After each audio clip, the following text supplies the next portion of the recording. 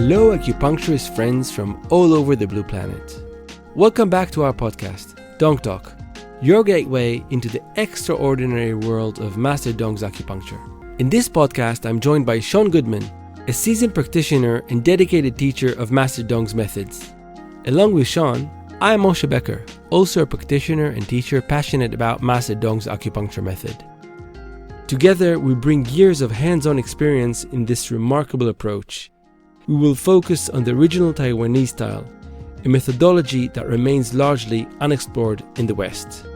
Through this podcast, we'll unravel the lesser-known aspects of Master Tung's legacy, sharing clinical pearls that have transformed our practice. We'll focus on practical applications that you can integrate into your clinic as soon as tomorrow morning. Whether you're an experienced practitioner or newly curious about Master Tung's acupuncture, join us as we pull back the curtain on one of Chinese medicine's most fascinating and effective approaches. Hey Shaun, what's up? Hi Moshe, I'm happy to see you recovered from your hoarse voice. Yeah, it caught me by surprise. Still have a bit of it, as you can hear, but my voice is much better. Thank you. So today we're going to talk about bleeding in the realm of Master Tung's acupuncture. We know that bleeding is pivotal, is really, really central in Master Tung's acupuncture. And I think that I can speak for both of us and say that we use bleeding a lot in the clinic and that we see fantastic results when using this tool. Yeah, I agree with you, totally. So from what I read, I know that Yang Wei-Chie, one of Master Tung's disciples, he attributed a saying to Master Tung that 1/3 of the cases, the harsh cases, are being treated with the 3-edged needle, with a bloodletting needle. And it goes to show that bleeding is such a great tool to treat harsh diseases like autoimmune diseases, cancers, skin issues, many, many different other issues as we will talk about in this podcast. We have to understand, we have to know that bleeding is a major tool in the practitioner toolbox that treats with Master Tung's acupuncture. Yeah, it's when I was in Dr. Zhu Wenzi's clinic in Taiwan, he says, like, if you want a long treatment, acupuncture. If you want the treatment to be shorter, he's talking about the amount of treatments, you need to use bloodletting. So that's really, it's not only that it's very powerful, it also shortens the amount of treatments you need. That's a great saying. And why do you think he says that? What's the underlying cause? What's the etiology that will react well to bloodletting? I think the first is experience. You see that it's like you also, I understand from your experience, we see how strong bloodletting is. If we look at it in more theory, then it's about to do the low channels. And low channels are in Chinese medicine, in the classics, is related to more chronic diseases. The low channels are areas of latency. It's where pathogens from the main channels are diverted, are moved aside to be held in the blood level in the low channels. So any chronic disease has a component maybe of these low channels. And the way to treat low channels is using bloodletting. Yeah, but just make sure you don't confuse the Luo channels with the Luo points on the 12 meridians. And it's really interesting when you say latency, so they hide something. What do you mean by that? I mean by latency is that if the Wei Qi of the body is weak and it cannot expel the pathogen, then it goes deeper into the body. But then the body could use the blood or the yin, the jingye, to hold the pathogen in latency. These pathogens are not only external pathogens, they could also be internal, emotional also. So the body we cannot deal with the situation now. So instead of expelling the pathogen, we just keep it in prison, in latency. We hold it in the blood. So we make a low channel, and this channel, the low channel is related to blood. We're using the blood to hold the pathogen. And when the body it's hard for the body to hold it because maybe the blood is getting weak, maybe the antipathogenic qi of the body is getting weak, then it emerges to the surface of the body. And then we could see it, the low channel. So in the classics, the low channels are created in reaction to disease. And we could try, when we see them on the surface of the body, we could try use bloodletting to help the body expel or keep holding this pathogenic factor. So essentially, those low channels are gifts, are presents. They are a key for healing the patient. I know some of my patients, they really don't like it that they have those dark veins on their legs. And I tell them, hey, they're like, I'm so happy for you because most probably we'll be able to help you. It comes to mind, a few patients with hemorrhoids. If I see low channels at the back of their leg, at the occipital area, so it's the bladder 40 zone, and I know that most probably the treatment will work, and it might be even at once. And if somebody with hemorrhoids come to my clinic and I don't spot any veins at the back of their knees, I'm like, I don't know if I can help that guy or as fast. So yeah, these are presents essentially, eh? Yeah, as practitioners, they are really presents. I have the same experience. I always straight away hemorrhoids. It's the best treatment you could do is doing bloodletting on the occipital region. So it's right. It's a nice way of looking at it, as looking at it as a present. Yep.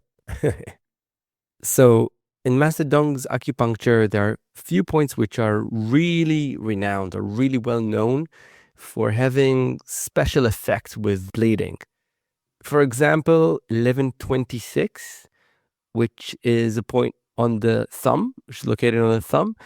So 1126, for example, is really, really great for diseases that won't heal.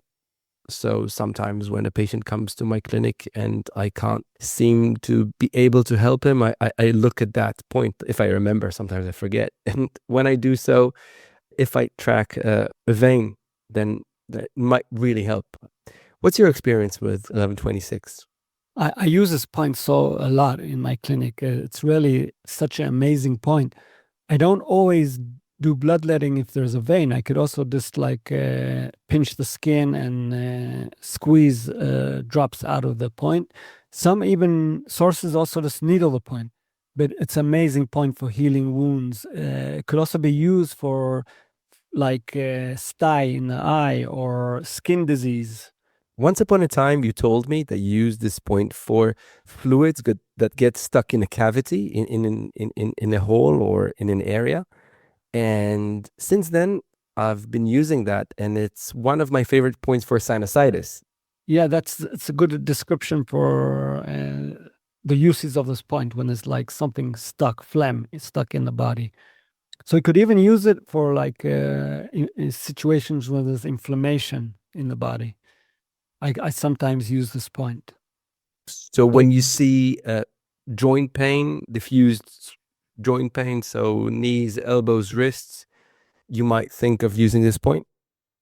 I haven't thought on that direction. I'm not saying you cannot use it, but like fissure, I have a patient now with a fissure that was not healing at all, and he came to see me. So of course I did the bloodletting on bladder 40 on the occipital area and used other points.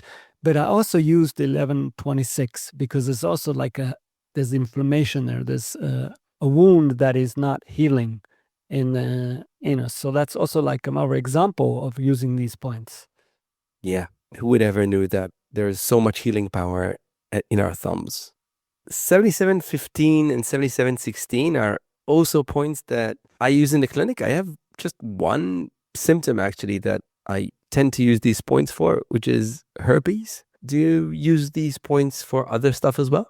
I had a case, yeah, it's mostly conditions of the lips and the mouth. I have had to use these points on a person that had inflammation in his lips, and he was taking Western medicine, and it was not helping him. And there was a vein, a very dark vein there in the area on the ligament, not on the side of the ligament, because there are two locations of these points. Some needle it on the ligament or do bloodletting on the ligament, and some on the side of the tibial ligament. But he had a vein really on the ligament. I did bloodletting, and a lot of blood came out. I hit the low channel, and there was such a big improvement. So I've used it for that kind of condition. I haven't used it for other conditions except for the mouth and the genital area. So lips, whether upstairs or downstairs, essentially.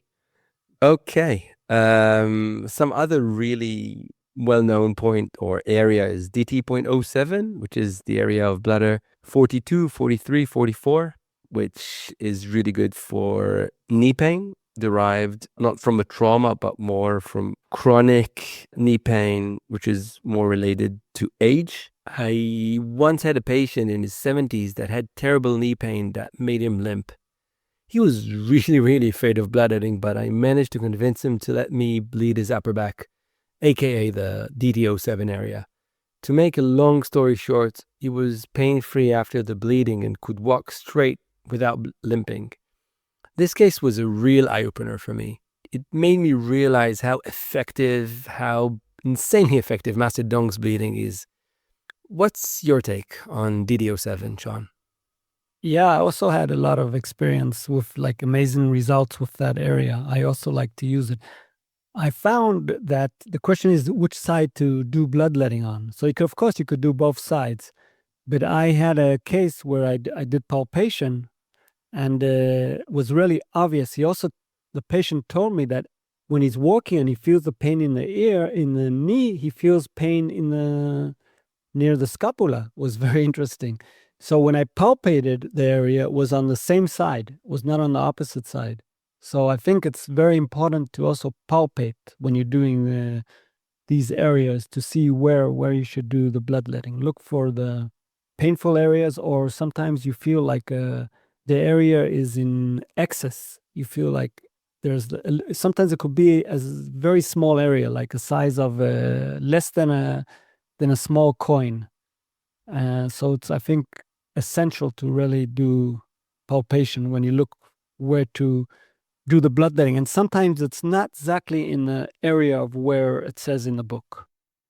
I totally agree with that. I think that Master Tung, I speculate that he didn't go for the exact points, that he was looking for the more reactive areas and wasn't the exact textbook's location, but he still used what was reactive and painful upon palpation. And yeah, it's interesting because we didn't say that the rule of thumb, and correct me if I'm wrong, is to bleed the same side of the symptom as opposed to Master Tung's acupuncture, where you puncture the contralateral side for treating the symptom, except for some exceptions. This is the rule of thumb.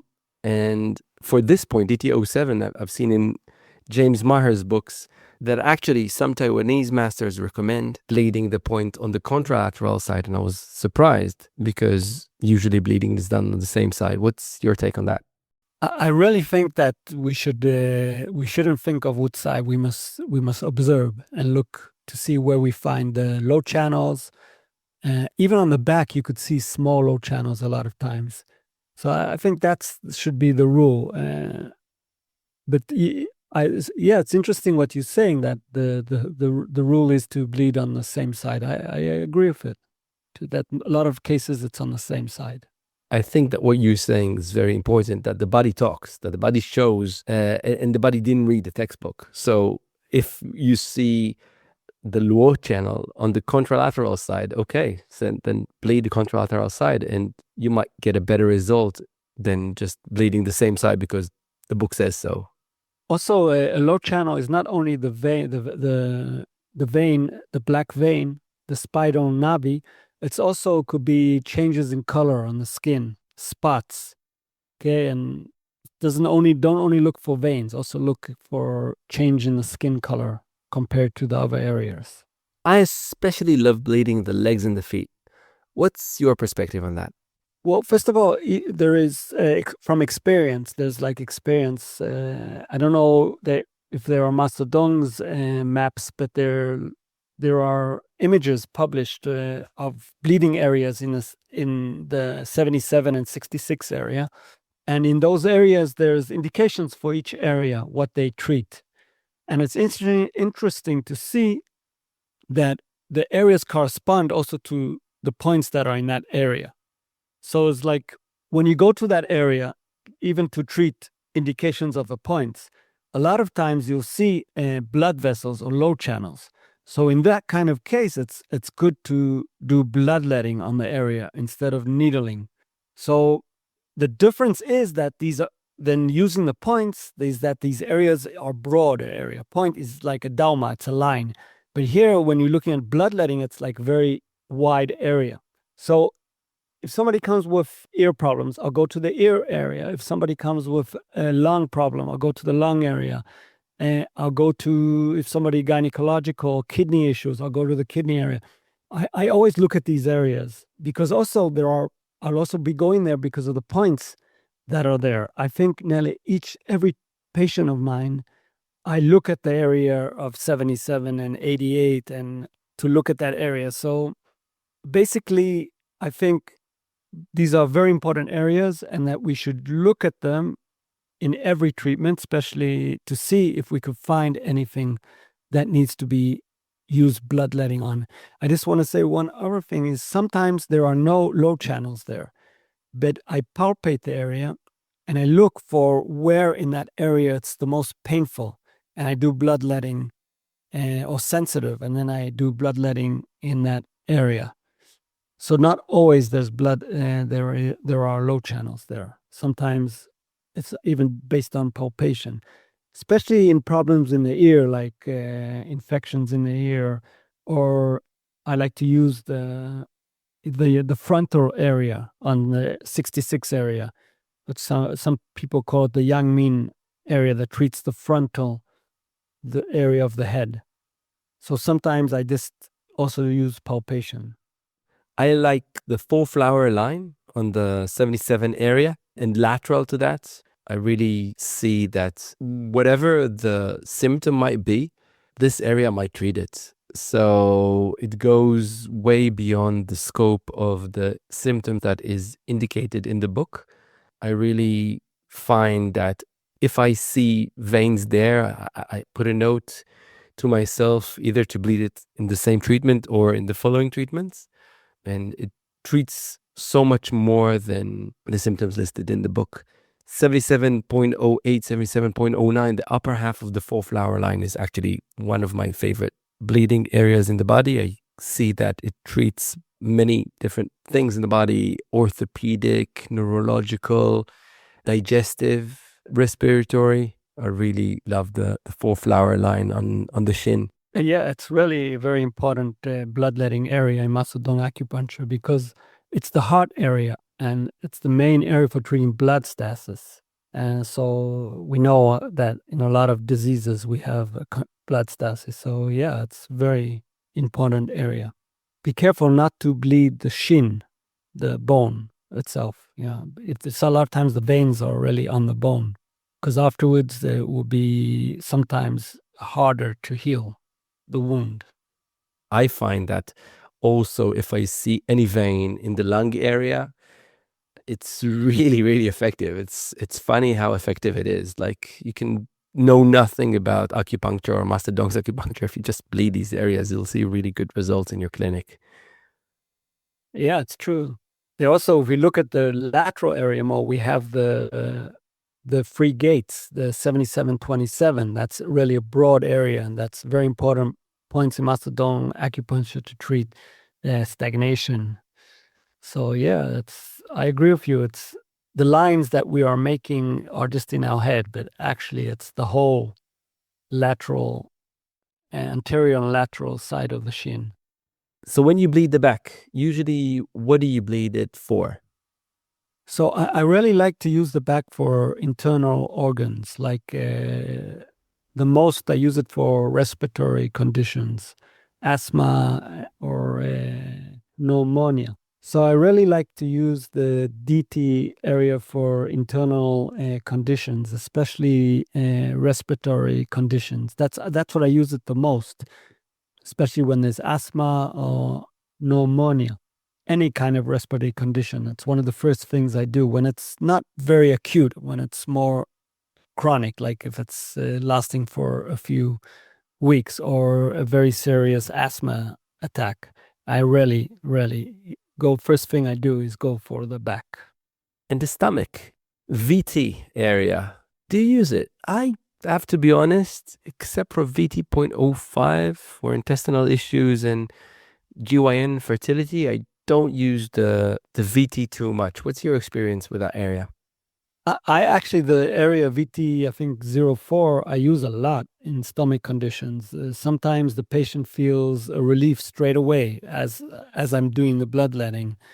And I've had a lot of conditions where I used also the lung area, like under the sternum, the area there, but I didn't bleed a broad area. There was a vein there, small, dark vein. And I've bloodlet that in a few conditions. The one I remember the most is a kid that he had asthma. And his mother was a student of mine. And she told me, yeah, he has a small vein there. Maybe you do bloodletting on it. And he was very scared of needles. So I was worried that maybe he won't come again after I do that. But I decided to do it. And there was a very dark, low channel. One drop. I even have a video of this, of me doing it. And it was really a good technique to resolve this condition. We didn't talk about contraindications and safety measures when applying bloodletting. I think it's really, really important that we'll talk about this. Well, of course, we are bleeding veins, not arteries. Okay, so make sure you don't bleed the artery. Arteries have a pulse. Okay, so it's really easy to know. Of course, on hemophiliacs, we don't do bloodletting, or people that have blood clotting disorders, like if the platelets are very low, we should not do bloodletting.